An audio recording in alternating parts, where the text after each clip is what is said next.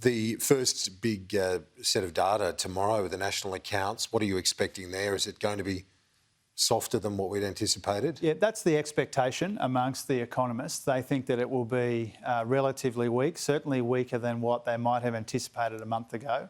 Remember, these national accounts are for the first 3 months of the year, and that the year began with that absolute debacle over rapid testing, which led to all those supply chain issues and grocery shortages. We had some floods in there as well.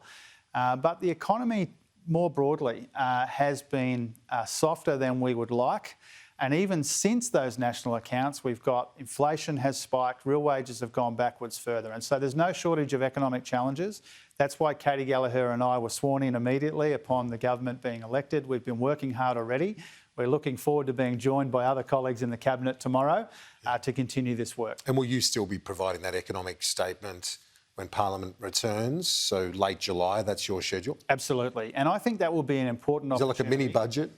No, the statement will be a ministerial statement to the Parliament, which will be an opportunity to speak, I think, bluntly, not tiptoe around these big economic challenges, but to lay out the challenges before the Parliament, because we will you be providing sort of the parameters, the big numbers like GDP, wages and so on at that point? I'll certainly be giving a sense of our expectations for the economy, working from then until the budget in October. So the budget will be most likely in the second half of October.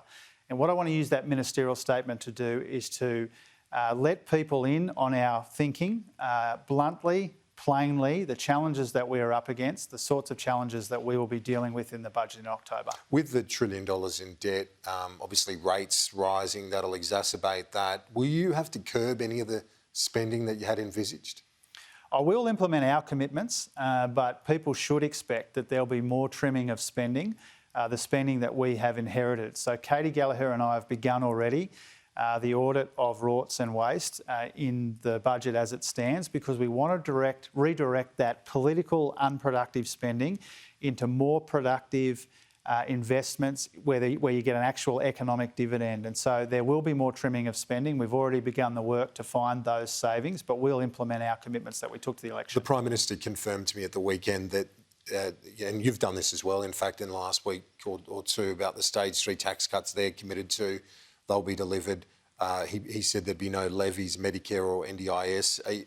Can you rule out a budget repair levy as well? Or are things that dire that you might have to look at that? Yeah, we're not contemplating a budget repair levy. You know, we think the first port of call is to trim spending. We've got some proposals around multinational taxes that you're aware of.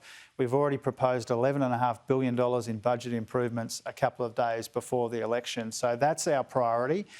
So there won't be that sort of budget repair levy in the first term? No, we haven't been contemplating a budget repair levy.